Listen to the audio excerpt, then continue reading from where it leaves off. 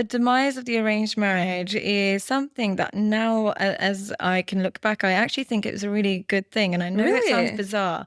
The reason I say this is because we as individuals overestimate our individuality and underestimate background and family and culture. Okay. So when we're looking for a person, we're thinking we connect, we get on.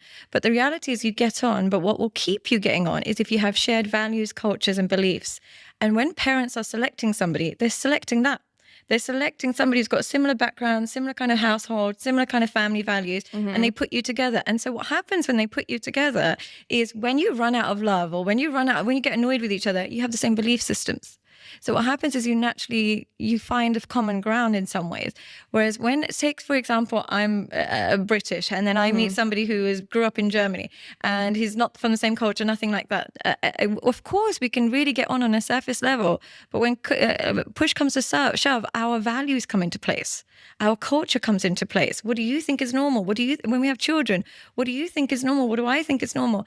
And when those things, this is why people from different cultures end up, unfortunately, more likely to part because the belief systems break down. And when you're finding a partner, we look for chemistry and connection when really shared culture is important. And when I say culture, I don't mean the same ethnic background, same views on what school should we send the kids, what age can they be allowed to drive, what age, all of these things, how do we split the finances?